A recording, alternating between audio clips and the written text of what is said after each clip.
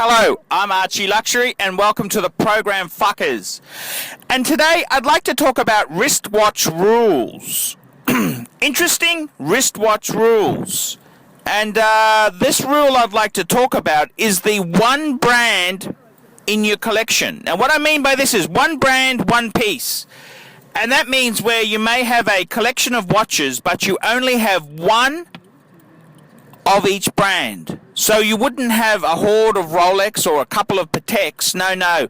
One of each brand. So each watch needs to be a different brand. No two brands are the same.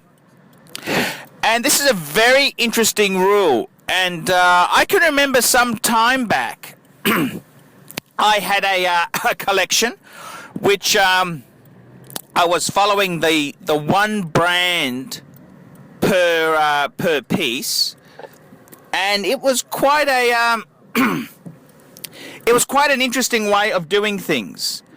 And I gotta say, it really did have legs. I really did feel really secure and nice when I actually had one brand only. And like, you wouldn't have two Rolexes, you just have one Patek.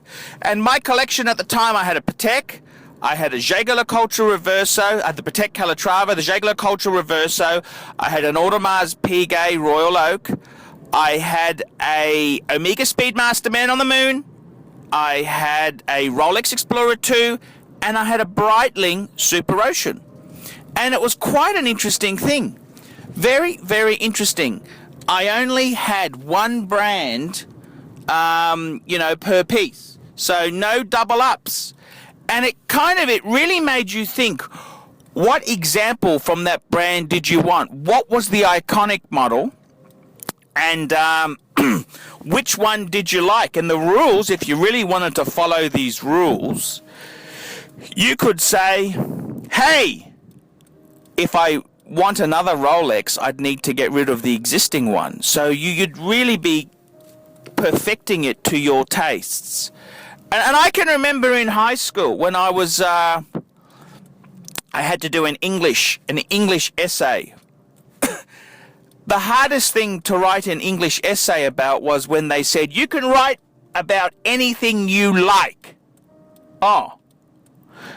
And when you've actually got some rules or structure or framework to work in, it's much easier to tackle the problem. But when you've got complete freedom, it can sometimes be a complete mess. And it's a very interesting discussion. And I'm not a stickler who says, the first rule I have is rules are meant to be broken.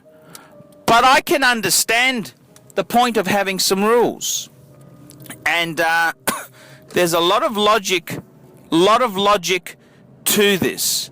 And I can appreciate why one would want some structure in their collection there. I can really, really appreciate this. And I gotta say, fuckers, sometimes some rules are a very, very good thing. They're very, very good to have. It's good to have that structure. It's good to have some rules in place so that you've got that framework, fuckers. You've got that framework. And it's something that I'd like to hear from the audience. What do you think of watch collecting rules? I'm Archie Luxury. Tell me what you fuckers think of that.